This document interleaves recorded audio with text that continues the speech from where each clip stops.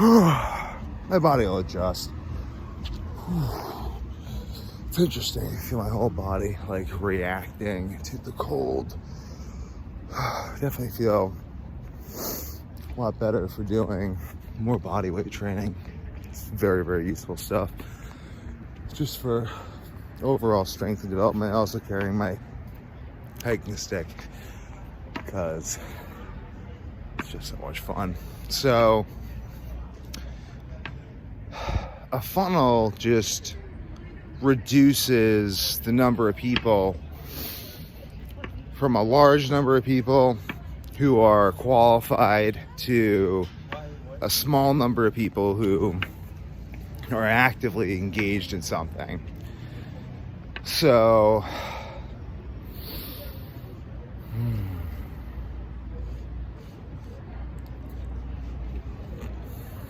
funnels like exist in all forms. So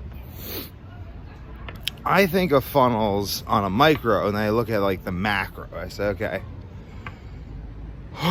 what's the large scale of this? Like, what's the biggest possible funnel that could exist? And smartphones themselves are a funnel. You have everyone gets a smartphone, and then some people, I mean, all of them have YouTube.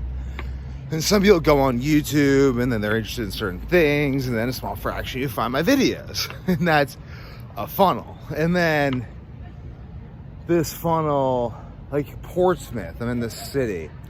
This city is a funnel. There's a large number of people who know about the city, and then a smaller number of people who actually commute into the city and have business in the city, of which I'm one. I come here from time to time.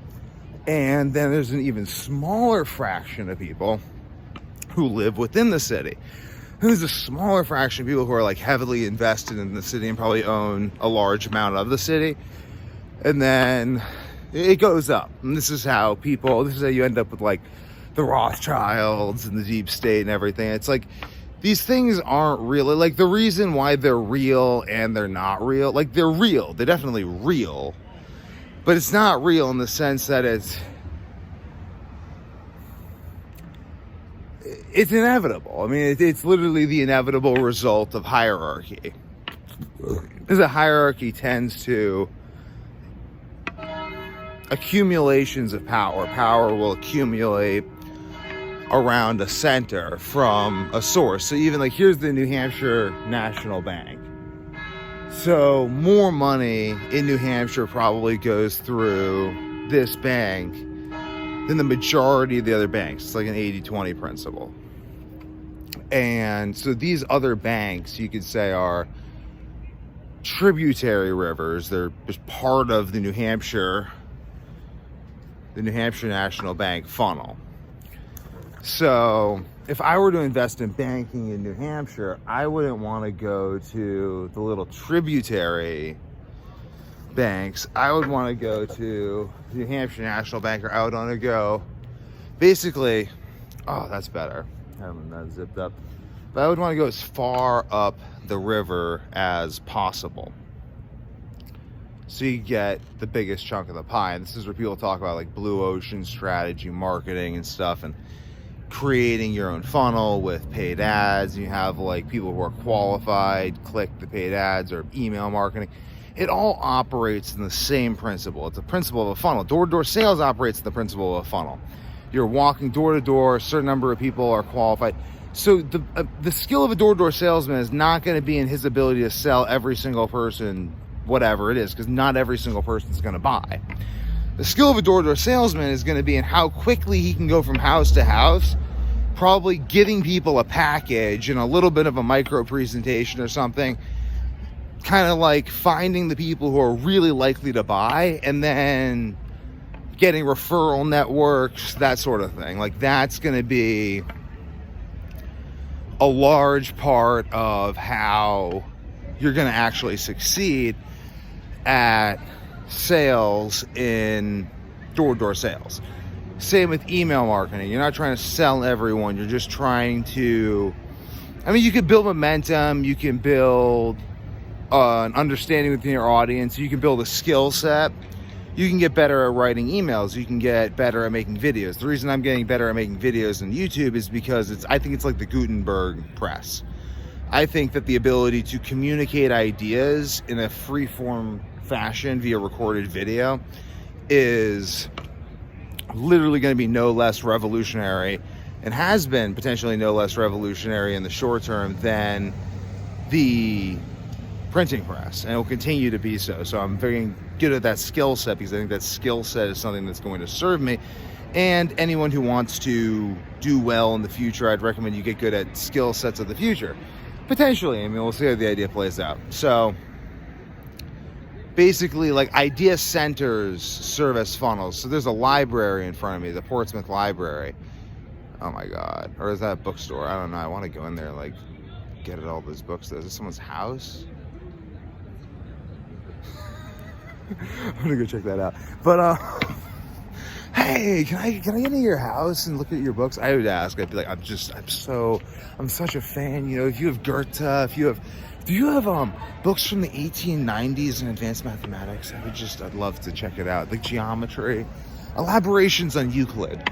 But basically, I think that, so libraries, idea funnels, books are a funnel as well, because books reference other books. So if you just keep reading enough books, you will literally end up with like the Western canon. You end up like reading like the Bible, the Odyssey, like Dante. I don't know. I mean, there's just a lot you can get into, but there's a certain core narrative that human thought gravitates toward, because language itself, ideas link to ideas and other ideas, and this is the Portsmouth Athenaeum. What is this? Research library. Public entrance. So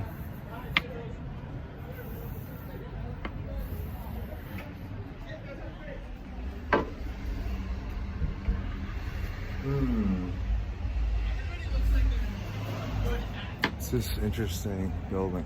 So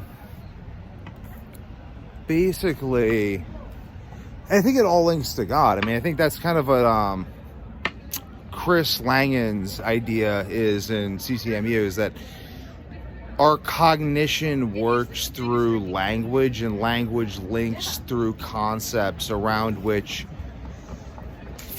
or that flow around the source of syntax itself, which is the source of consciousness, which is God. It's a crazy idea, but maybe not. I mean, maybe this is simply the logical conclusion of language itself, if you just follow language to its penultimate conclusion. So this idea of funnels and fractal frameworks extends outwards and outwards throughout the human social network that exists. So throughout this human social network, is that snow? No. But throughout this human social network of ideas and communications of ideas across time, the structure has emerged, and the structure relates in every way across the internet. For instance, the internet is this constantly changing landscape of linked ideas and ads for this, link to this social media platform, and email marketing, and all these different funnels. But the eternal structure is linked around ideas and the exchange of ideas. So if you build your funnel around the exchange of ideas, then it becomes the source of the communications about said ideas. This is where things like the idea of like the West comes in, the idea of westward expansion, the idea of like the Wild West, going out west and making money. Like the California gold rush, and that continuation of the idea of like going out to California to make your fortune, Silicon Valley, Silicon Valley is a great example of a funnel. So you go out to Silicon Valley and you are in a venture capital bubble where that's the normal thing to do, is get venture capital, get a board of directors for your company. And essentially ideas are getting funneled into Silicon Valley and then being managed according to the principles of venture capital. This is advantages and disadvantages. There's the same system that happens with universities. Universities attract intelligent people, so intelligent people go to universities and educate themselves in ideas. And it serves, the university itself serves as its own marketing. The university draws in more and more intelligent people with studies it does, the research it does, and the overall energy of young people brings opportunities. So in some way, a university could function as a funnel. So if I go out, let's say I have a bunch of money, I could go out to the Midwest and build my own university, and then there would spring up around the university an ecosystem to support the students.